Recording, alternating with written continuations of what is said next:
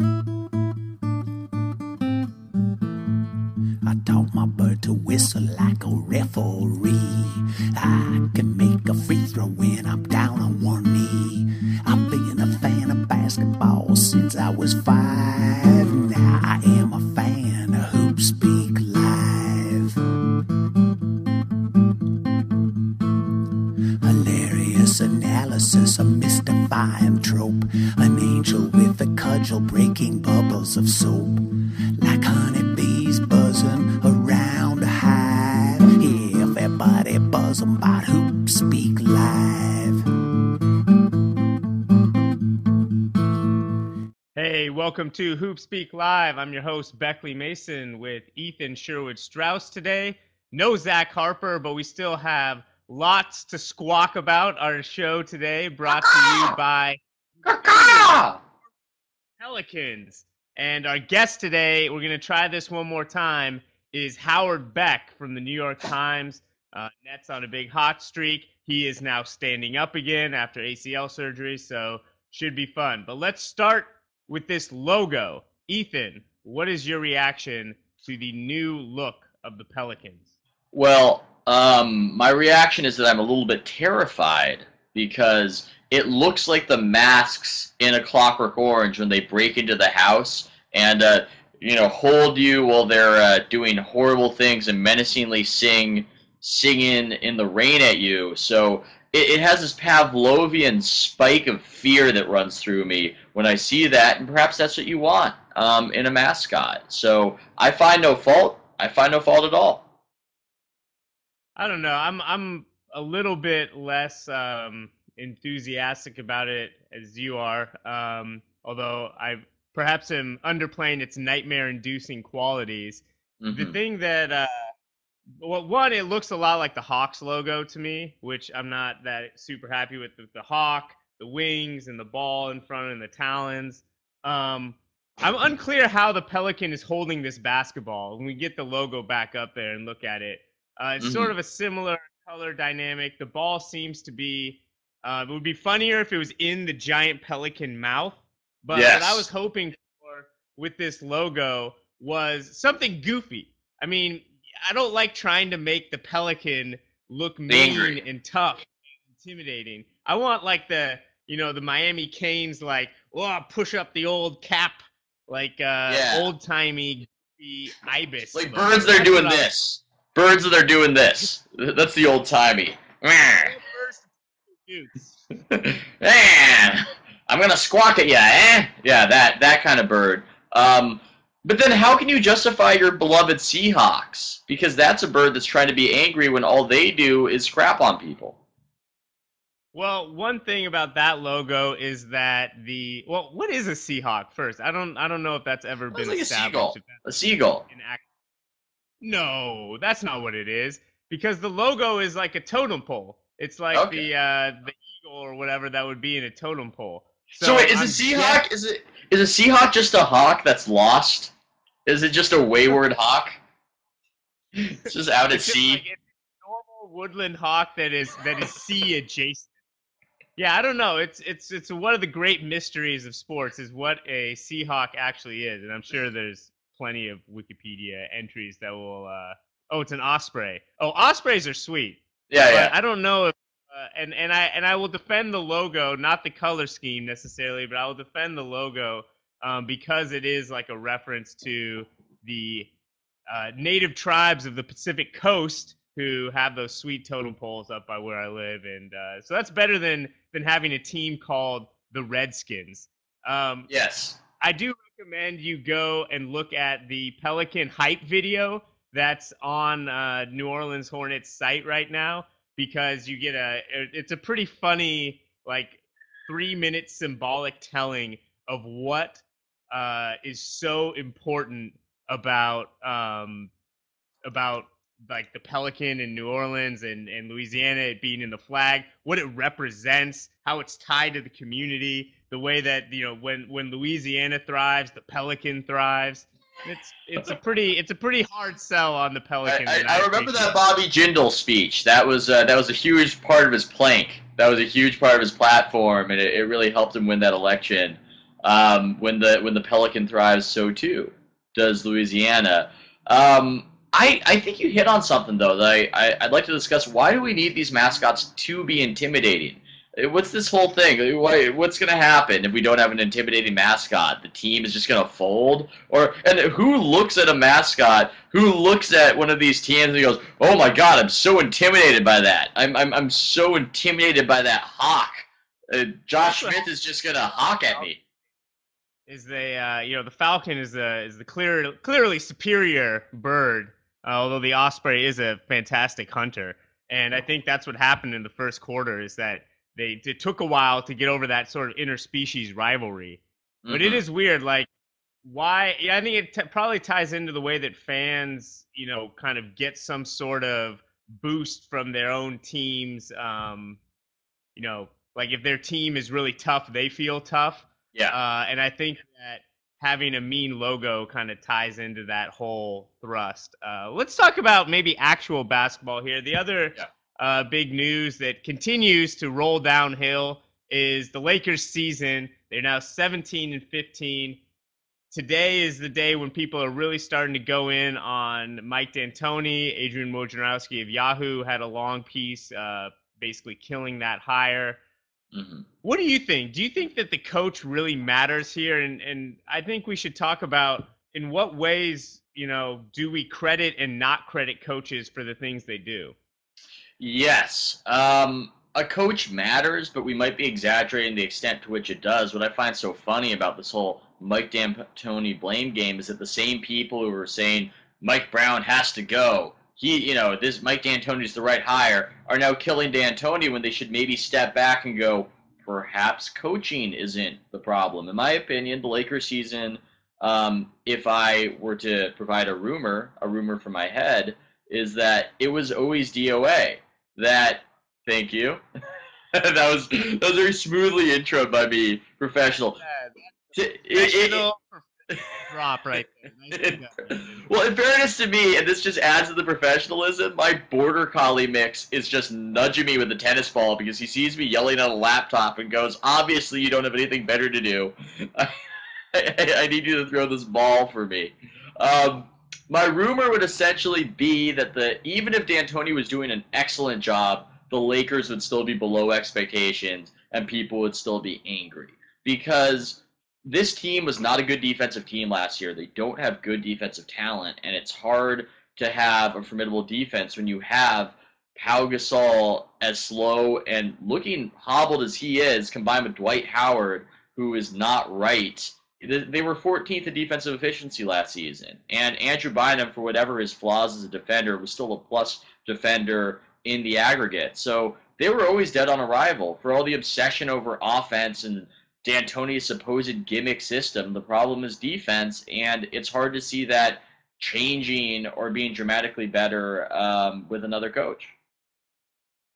Yeah, I have the roster. I think is really a problem. And what I found interesting about a lot of what's been written is that everything that they've done has sort of been seen as no-brainer moves. I think retrospectively, as much as I love Nash, it's really hard to justify bringing him into the team when Kobe is not built to bear the load on defense anymore on the wing. They really don't have any good defenders. I mean, Meta World Peace is an okay defender if he happens to be there on the ball when the guy has it. If he isn't, I mean, he's not good at chasing.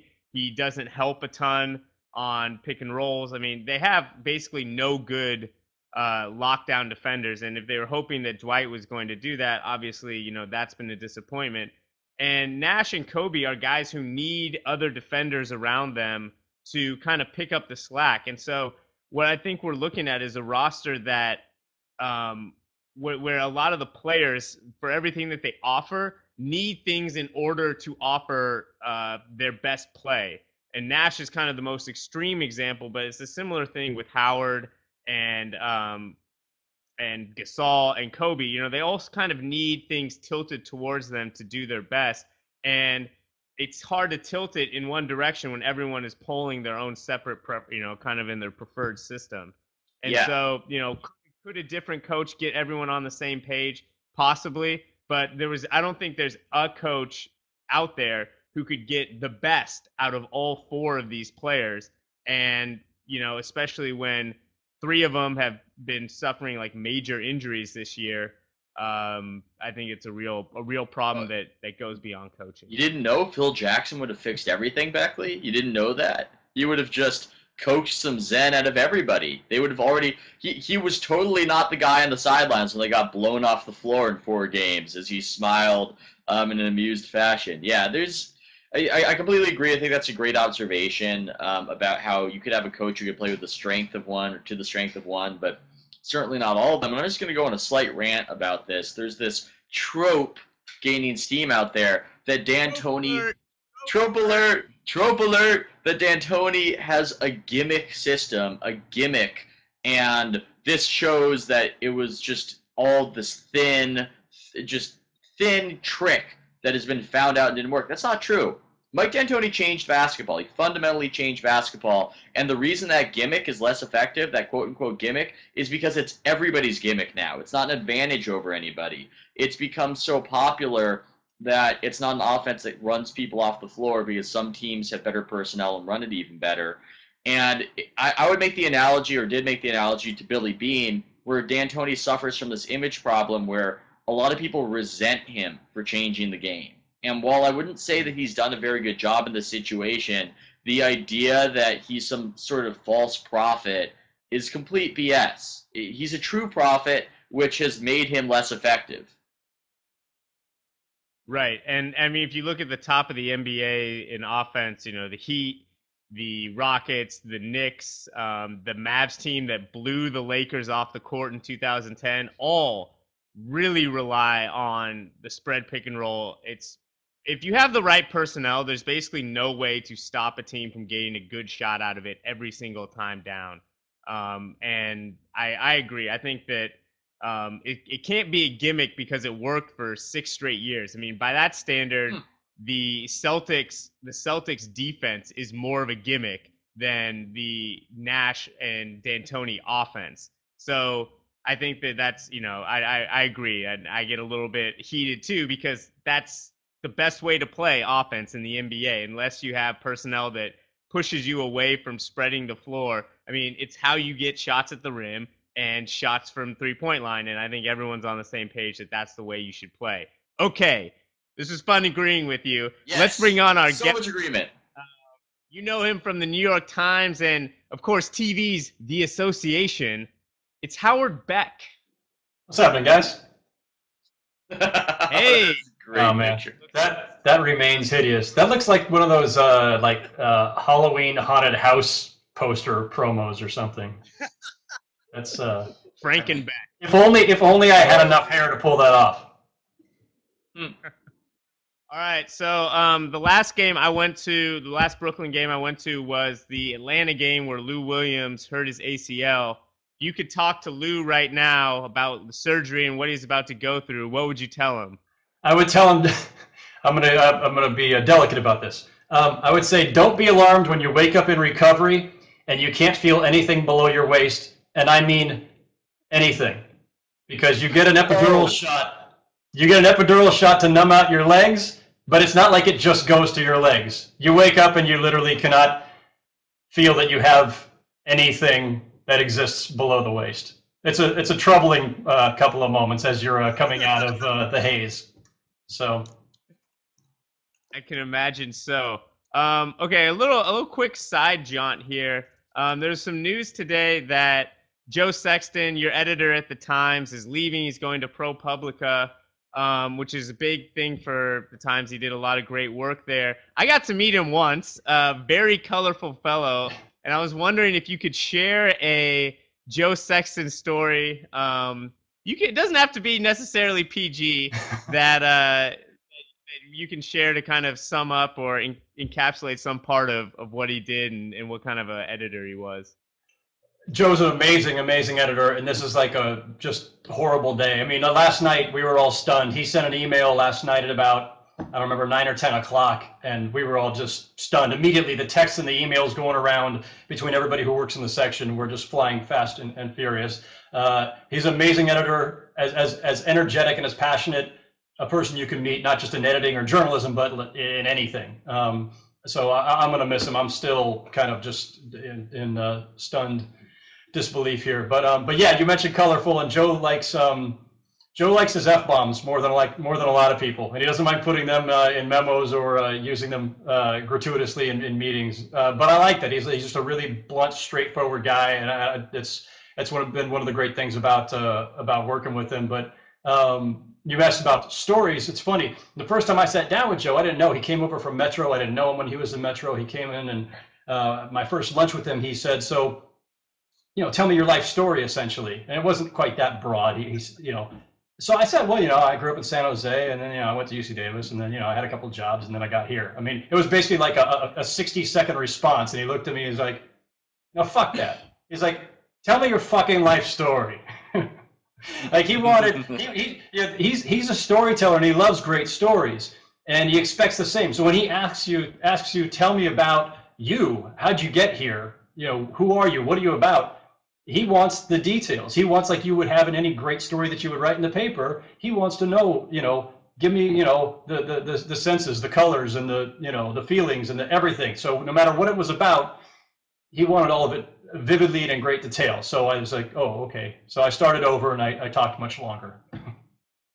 I wish Studs Terkel would have done that in his interviews, and I wish Ira Glass would do that sometime in This American Life as an approach to getting somebody to get their story out there. Transitioning to basketball, Brook Lopez, he's been surprisingly good this year. Surprisingly good, and I'm wondering just how good. I believe when the reserves are announced that he should be on the team, and I'm wondering at this juncture, does he have more trade value than Dwight Howard?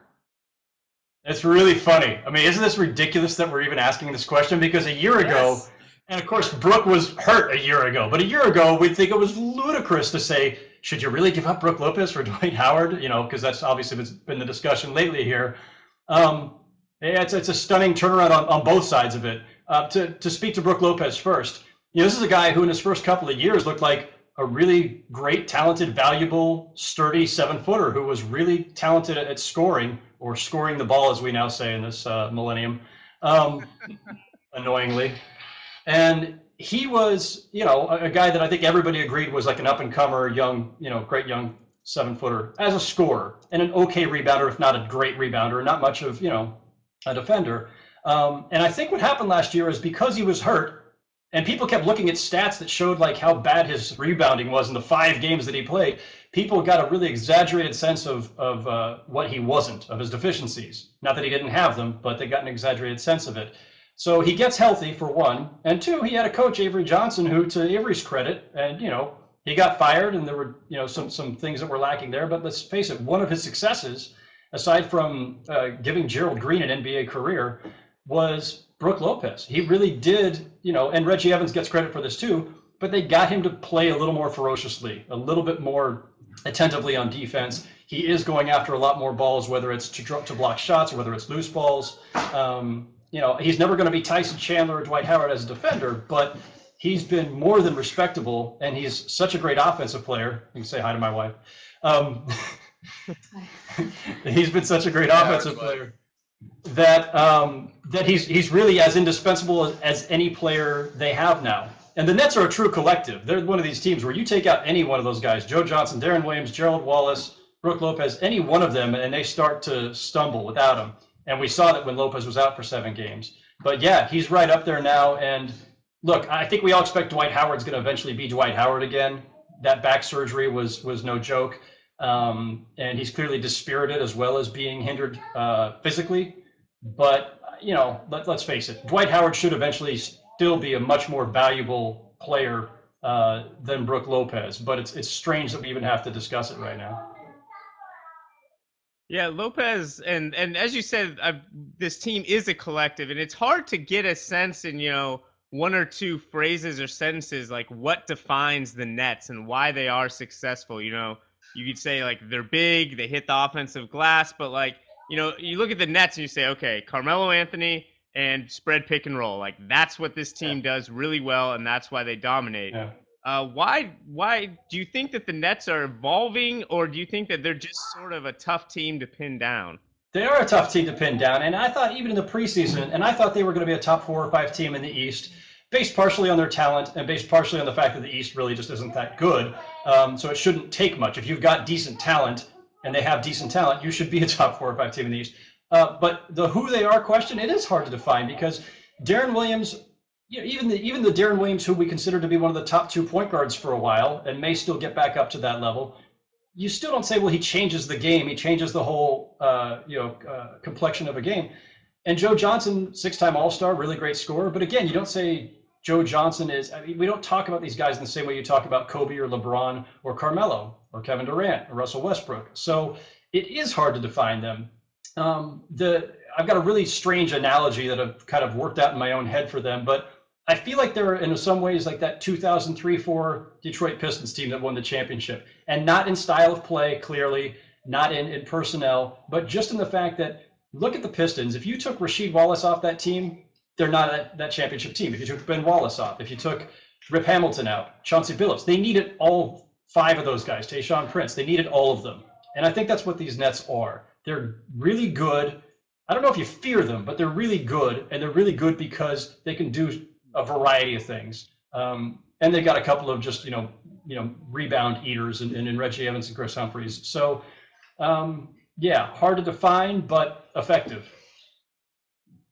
I would almost make them a little analogous to the Warriors out here in that you have a lot of good and not necessarily any great in the mix or any superstar driving it. I'm wondering, there has been some Monday morning quarterbacking regarding the Darren Williams addition, and do you think that they would do it again? Do you think that they would give him that contract again and the road that it took to get it with giving up the 6th pick?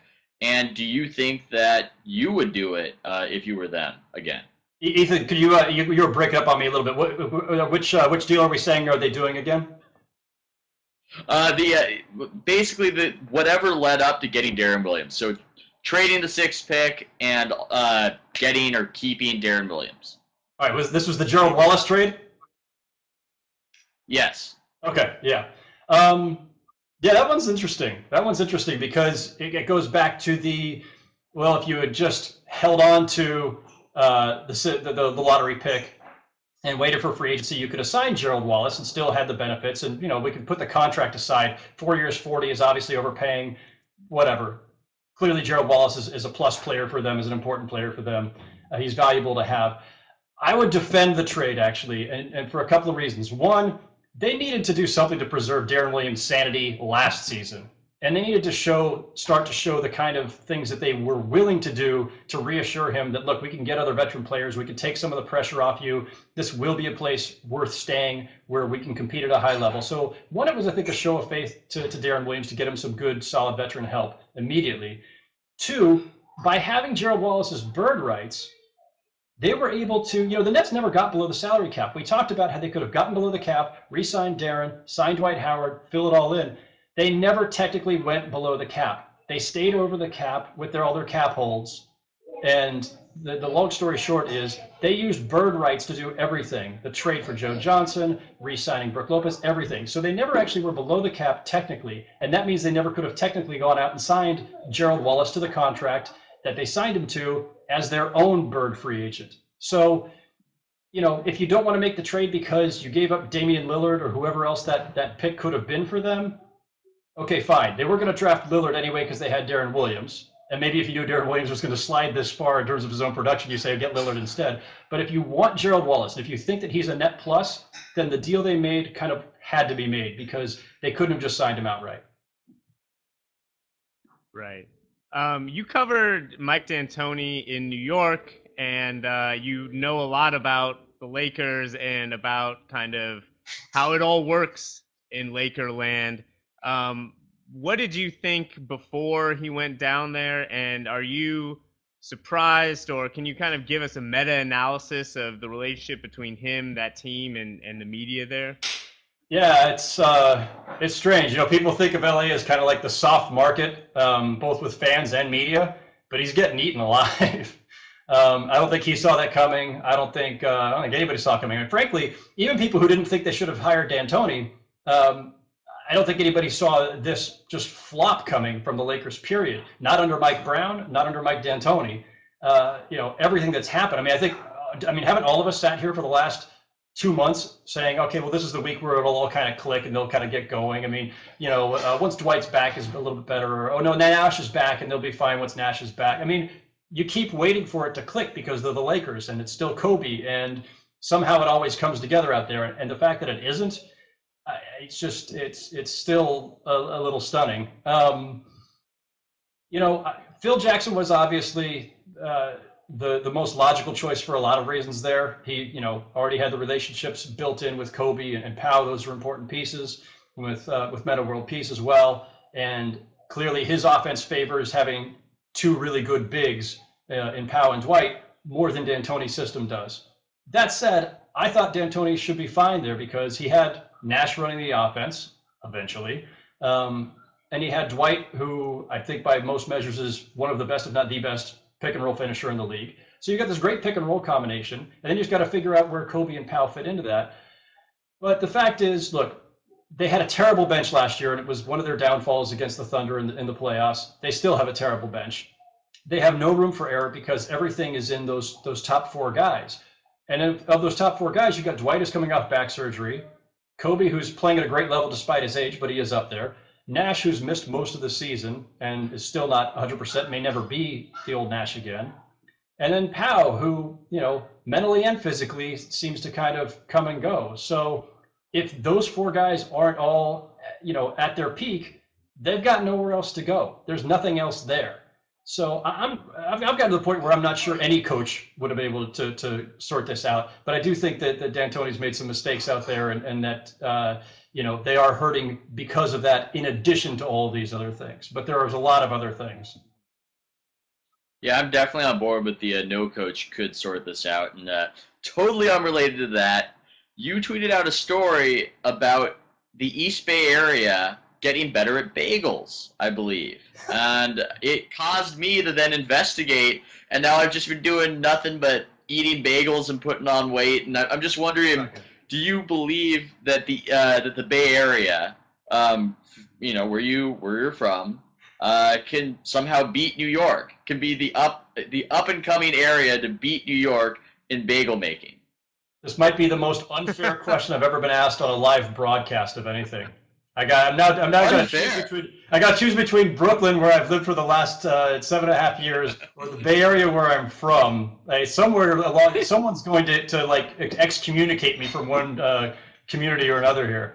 I haven't tried the bagels at the place that you're talking about. I think there was a couple different places that they wrote about in that story. It was a Times story, so I tweeted it out because I thought it was interesting, and who doesn't love a good bagel story? But there's a spot I've got here in Park Slope called the Bagel Hole. It's awesome, the greatest bagels ever.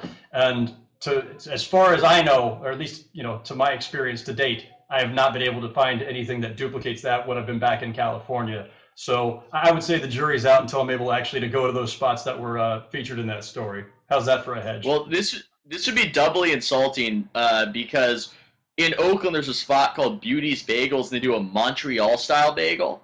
And so if you go there and you discover that it's better than the New York bagels, then it's just double, because not only is the Bay Area doing it better, but they're doing it better with the Montreal style. Yeah, and then the next thing people are wanting to basically boot you out and say go live in Canada if you start promoting that. I've only heard about the Montreal bagel. I've never actually tried one, so I got to add that to the list too. Indeed. All right, Howard, thanks a lot for coming by. Before you go, we have one more question. We've been watching you on TV, and I was curious if any medicinal or otherwise painkillers were involved in this image. Oh, God. He looks like D'Antoni when he got the job. That's hideous. That should be banned from the internet. That was pre-Percocet. That was weeks before the Percocet, actually. So I have no real excuse. That what that was? That was Avery Johnson firing hangover, because that was a really hectic day. What can I tell you? Yeah, Well, I'm sure you'll be eager to come on again after being ambushed by the bagel question and a cruel screen grab. Yeah, please. But thanks for coming by. I would ask you to delete that, but on the internet, everything lives forever, so I know better. Thanks, guys. Thanks a lot, man.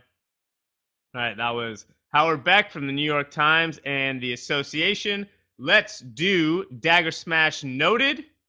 And my dagger has to do, I'm going to really, really twist this to get it in there, has to do with surgery and knives, therefore. Ugh. And this is something that Adrian Peterson said about his quick recovery. Said that like everyone in his family, his aunts and uncles, all have 6-packs and 8-packs at age 50.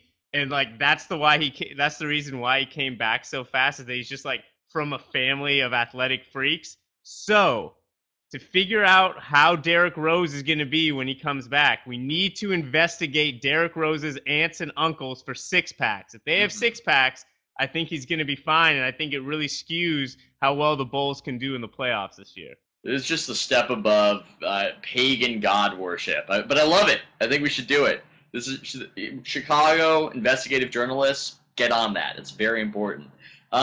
My smash is more of a little mini story. I sort of alluded to it last night at the Warriors game. Just a funny story in the tunnel outside the locker room that I think it sort of encapsulates the Harrison Barnes thing in some way, which is that Joe Lacob, the owner of the Warriors, is on crutches outside the locker room in the tunnel.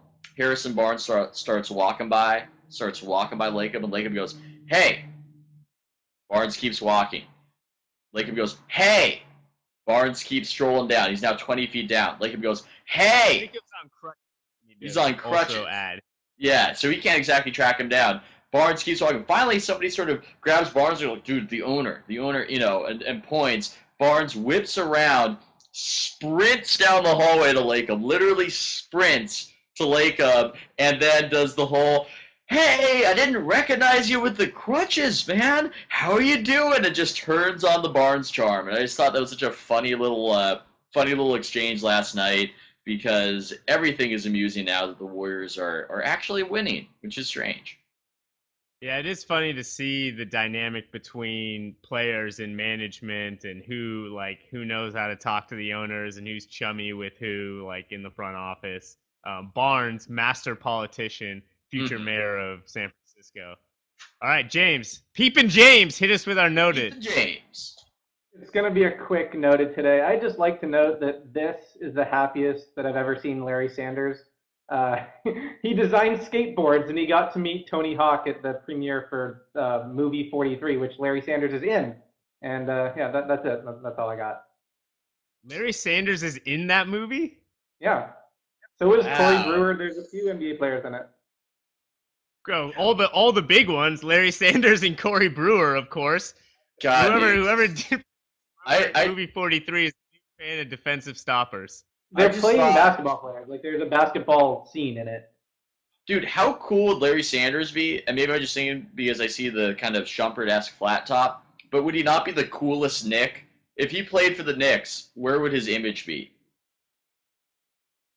He would be a demigod. All right, thanks a lot, everyone. Thanks, James, for producing, Anthony Bain for all his help as usual, Howard Beck, Ethan. It was fun. It was very fun. And thanks for watching. I'll catch everyone later. Yeah. Bye-bye. See you, people. I taught my bird to whistle like a referee. I can make a free throw when I'm down on one knee. I've been a fan of basketball since I was 5. Now I am a fan of HoopSpeak Live. Hilarious analysis, a mystifying trope. An angel with a cudgel breaking bubbles of soap. Like honeybees buzzing around a hive. Everybody buzzing about HoopSpeak Live.